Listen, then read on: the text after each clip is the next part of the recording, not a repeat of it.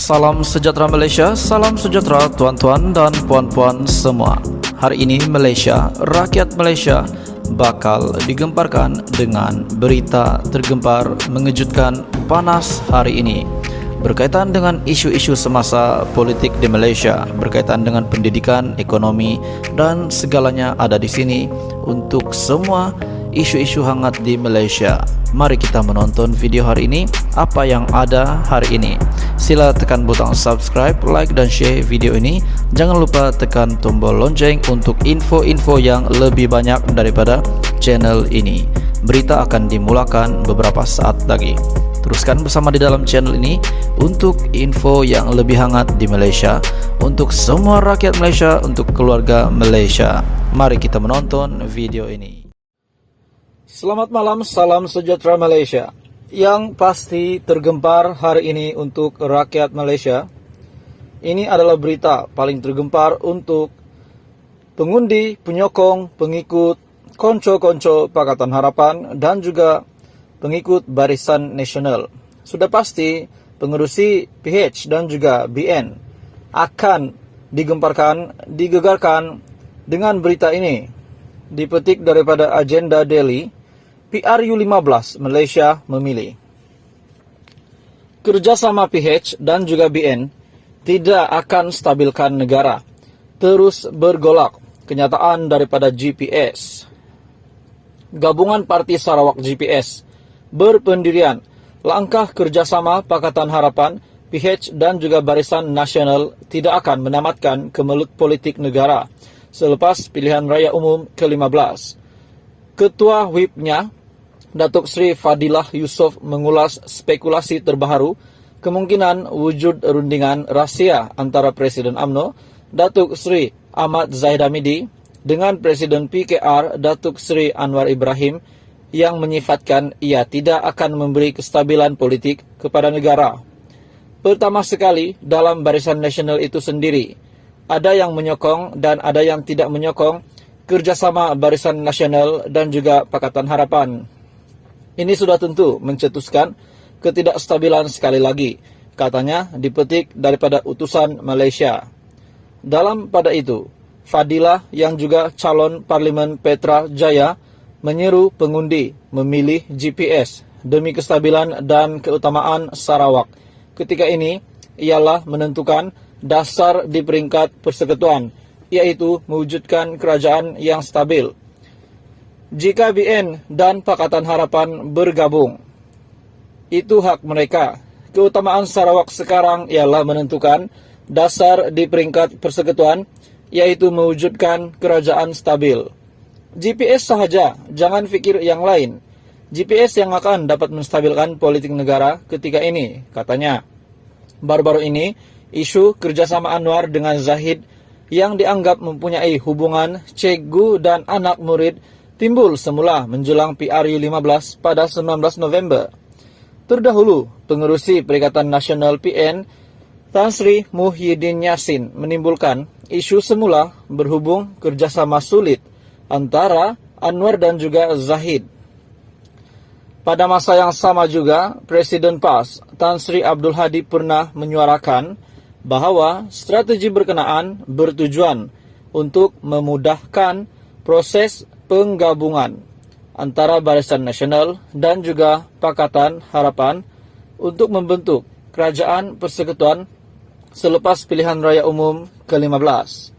Abdul Hadi Awang turut membangkitkan objektif akhir kerjasama itu adalah menyelamatkan pemimpin Barisan Nasional yang menghadapi pendakwaan di mahkamah.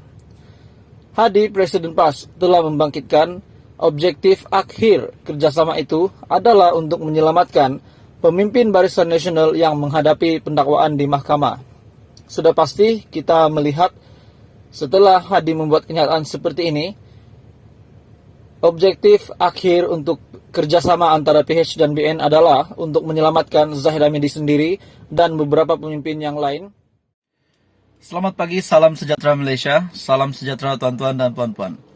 Pagi ini satu berita yang pasti menggemparkan rakyat Malaysia. Ini sangat menggemparkan antara pemimpin tertinggi UMNO sudah pasti.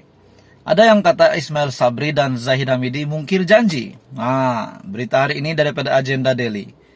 Mangsa banjir meningkat di 6 negeri. Mana Zahid dan Ismail Sabri? Setelah mendapat berita begini, sudah pasti kita melihat adakah Ismail Sabri dan Zahid Hamidi ini melepaskan tanggung jawab mereka. Berbaki beberapa hari lagi sebelum lebih 21 juta rakyat Malaysia akan membuang undi dalam PRU ke-15 pada 19 November, banjir akibat hujan lebat terus berlaku dan menjejaskan kehidupan rakyat.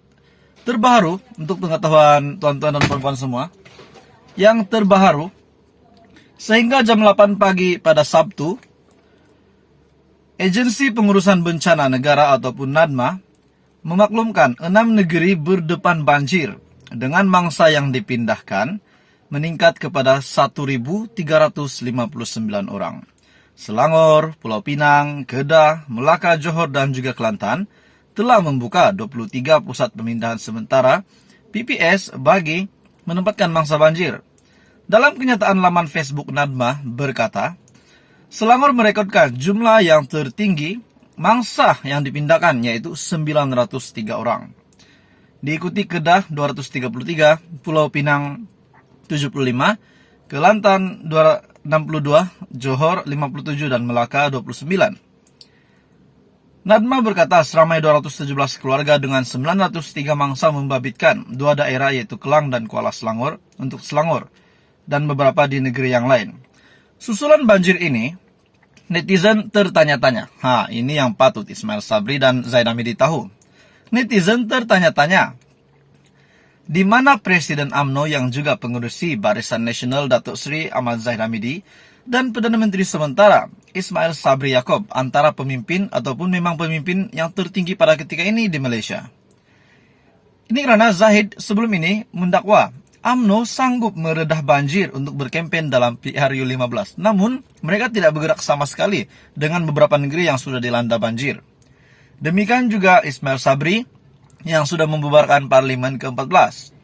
Walaupun pelbagai pihak termasuk jabatan dan agensi kerajaan telah memaklumkan bahwa pilihan raya tidak sesuai diadakan ketika musim tengkujuh mulai November hingga Mac setiap tahun, Ismail Sabri yang hanya naib Presiden UMNO membubarkan Parlimen pada 10 Oktober lalu bagi membolehkan PRU 15 diadakan setelah menerima desakan daripada Zahid dan Majlis Tertinggi UMNO.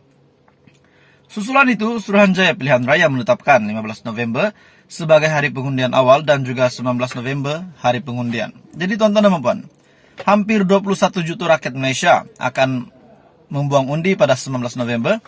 Namun tiba-tiba hari ini kita melihat janji-janji mereka untuk meredah banjir tidak ditunaikan dengan beberapa negeri termasuk Kedah, Melaka, Selangor yang sudah dilanda banjir tidak sama sekali terima bantuan ataupun melihat muka pemimpin UMNO ini turun padang membantu rakyat. Ini sudah menjadi salah satu contoh yang tidak baik. Sedangkan Ismail Sabri ini adalah Perdana Menteri sementara. Kita mungkin faham sibuk berkempen, tetapi janji mereka untuk meredah banjir bagi keluarga Malaysia, rakyat Malaysia yang dilanda banjir, mengalami kesusahan, sudah pasti mereka perlu turun padang untuk membantu. Jadi tuan-tuan dan puan, melalui berita ini sudah pasti kita melihat, kita dapat menilai adakah UMNO ini adalah satu parti yang baik ataupun pemimpin-pemimpin mereka yang baik ataupun mereka cuai, kita tidak tahu. Apa pendapat Anda berkenaan dengan perkara ini? Anda boleh komen di bawah.